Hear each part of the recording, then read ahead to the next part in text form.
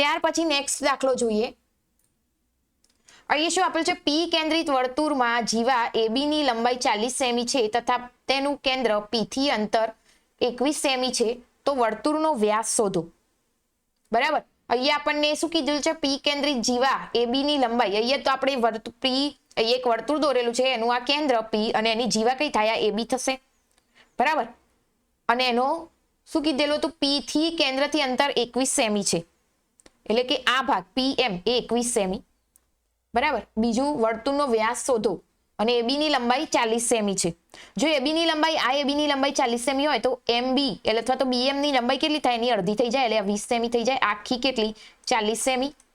બરાબર. AB ની તો એ લખી શકાય કે PM એ AB નો શું કહેવાય? PM એ AB નો શું કહેવાય? લંબ દ્વિભાજક કહેવાય.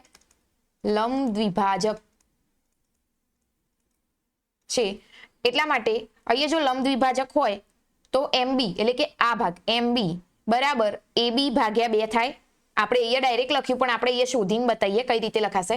તો MB બરાબર AB ભાગ્યા 2, તો બરાબર કેટલા થાય? 40 ભાગ્યા 2 એટલે કેટલા થશે? આ 20 સેમી થાય.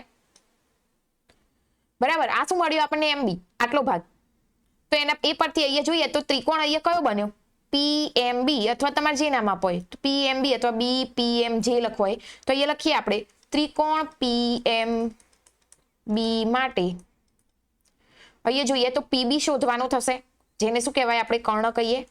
બરાબર. તો એને કરતા બનાવી દઈએ તો PB નો વર્ગ બરાબર PM નો વર્ગ પ્લસ MB નો વર્ગ. તો અહીંયા PM નો વર્ગ કેટલો? તો 21 નો વર્ગ પ્લસ 20 નો વર્ગ બરાબર 21 નો વર્ગ એટલે કેટલા થાય? 241 પ્લસ આ કેટલા થશે? 200 નો વર્ગ એટલે 400. તો આ બંનેનો જો સરવાળો કરીએ તો કેટલો થાય? 841.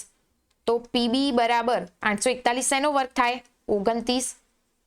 બરાબર. તો અહીંયા 29 સેમી મળ્યું. આ શું મળ્યું આપણને? PB. આ PB બરાબર, જે એ પણ શું કહેવાય? વર્તુળની ત્રિજ્યા જ કહેવાય. બરાબર. અને અહીંયા આપણને વ્યાસ શોધવાનું કીધું હોય તો વર્તુળની ત્રિજ્યા હોય તો વ્યાસ શોધવો હોય તો વ્યાસનું સૂત્ર શું થાય? કઈ રીતે શોધાય? તો વ્યાસ બરાબર 2 ગુણ્યા ત્રિજ્યા, તો બરાબર 2 ગુણ્યા 29. તો કેટલા થાય? 2 ગુણ્યા 29 એટલે ગુણાકાર કરીએ તો 58 સેમી.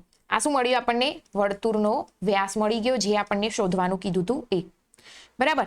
ત્યાર પછી નેક્સ્ટ દાખલો જોઈએ.